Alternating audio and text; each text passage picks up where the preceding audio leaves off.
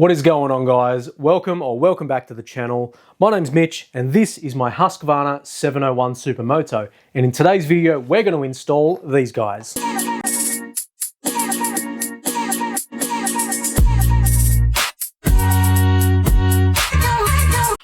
Now I want to be very clear, this is not a paid advertisement. I just bought all of these accessories for retail, got myself a new phone, and I'm a quad lock fan. I always have been. I've been using them for long enough to need all of the new mounts. So clearly a fan of this stuff. And in today's video, we're going to install a couple of new accessories onto the Husky 701 because I've seen people do this in the past and it didn't work. Now, part of the reason why it didn't work for a lot of people is they just get a standard USB 12 volt output and they just connect it to the battery via a switch or whatever it was.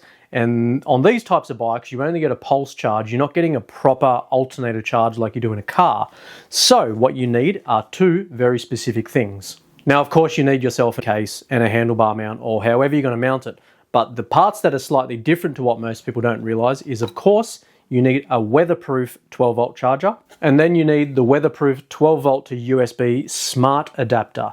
This has a few different modes, so you can select if it's on all the time, auto, or if there's another thing. I don't know. Apparently you just got to leave it on auto, and that way if your battery does drop to a certain charge, it will switch off. And as you get that automatic pulse of the battery charging system on a bike like this, it gives it a nice consistent charge rate so that you don't overheat your phone or your battery go flat or any of the other things that can happen. Now, please keep in mind, when you use a wireless charger on a bike, you're probably not going to get a very rapid charge out of it. It's going to be a very moderate charge rate. So you're probably only going to get a battery maintenance charge, which means while you're riding, you're probably just going to maintain that battery rate, depending on what you're doing, of course. But it's definitely better than your battery going flat in the middle of nowhere, not knowing how to get home and not being able to keep an eye on the maps that tells you when there's obstacles coming up. You know what I mean. That's enough of me jibber jabbering. Let's go start installing some stuff. Before I do that, I do need to explain one very important thing. I'm a Samsung guy because I don't want to be a part of the iPhone cult. If you are, it's fine.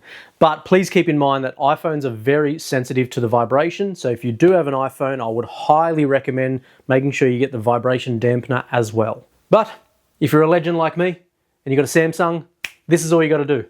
Let's go.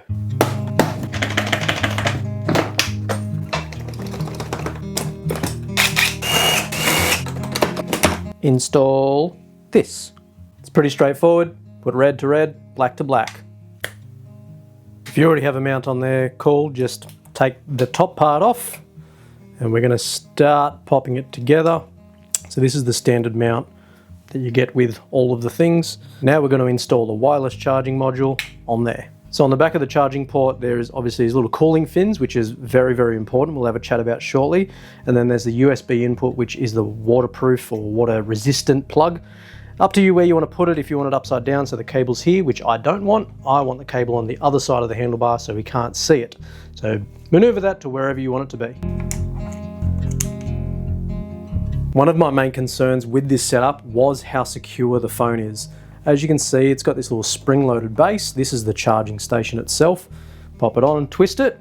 That cannot come off. You literally cannot twist it until you push the collar underneath down and then twist the phone. It's like seriously on there, guys. I'm really impressed. So now it's time to install the USB adapter. Now keep in mind that this isn't used just for the charger. This gives you a proper USB output that you can control however you like. So you've got the settings here, which is on the auto, which I will be using, and then you got off in the middle and then on, which will leave it on all the time.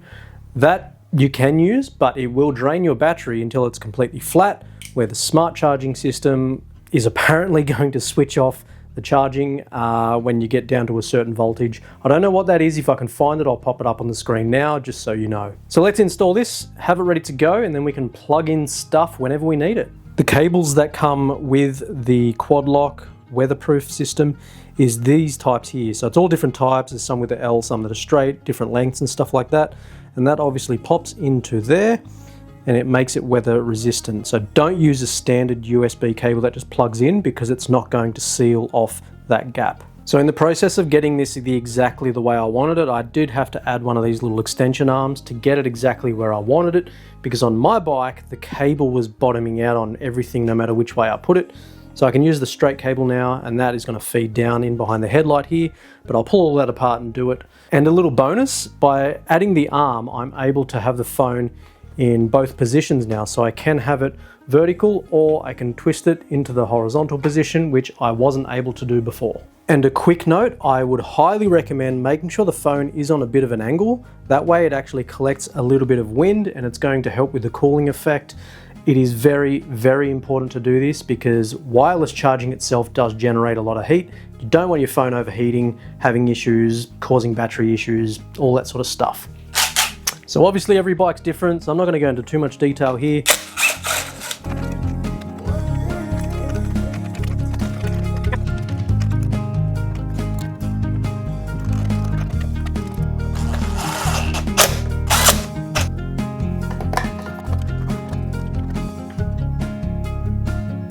So now that we know we've got the USB plug in a good little spot, and what I mean by that is I want to be able to access this USB outlet from anywhere on the bike. So to do that, all I need to do is remove the seat. As you saw, no tools needed, and then I can charge other products. If someone else has a phone that isn't quad lock, I'll be able to help them out. So now I'm just going to route all of the cables as neat as possible. Clearly you don't need quite this much on this bike, but there's nothing wrong with having a bit of excess, and it'd be way worse if there wasn't enough. And ideally I would like to have this somewhere just in case the whole auto thing isn't working and I can just switch it off, or if in a mad emergency I can just flick it to the on position.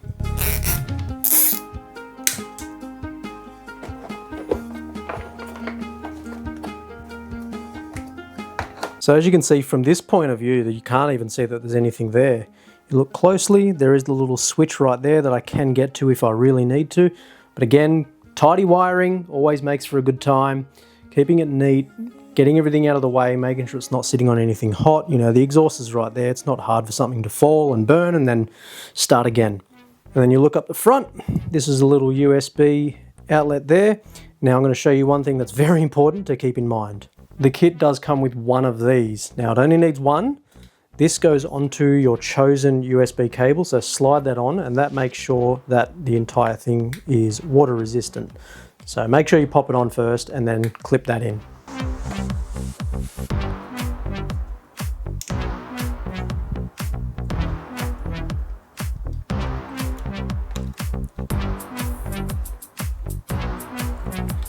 If you watch this little spot right there, and I'm going to flick it to the on position,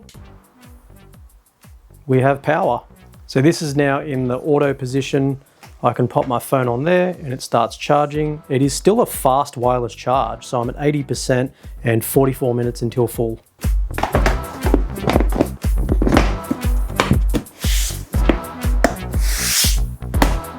So that's it, guys. That's how easy it is to install a wireless USB charging kit on any motorcycle that I'm aware of.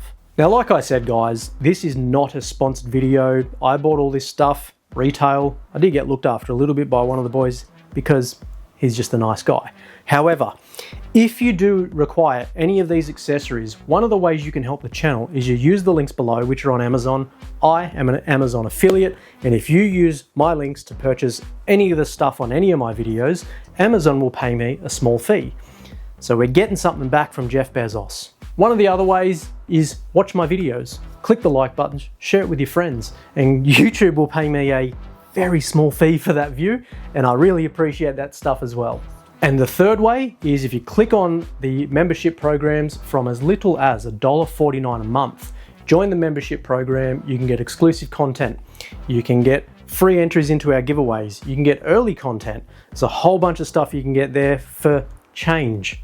It's nothing. If you drop that on the floor, you probably wouldn't even pick it up. But that is going to do it for now, guys. Thank you again so much for watching. And if you haven't done it already, please consider clicking that subscribe button. It helps me enormously and it costs you nothing. Thanks again, guys. See you on the next one.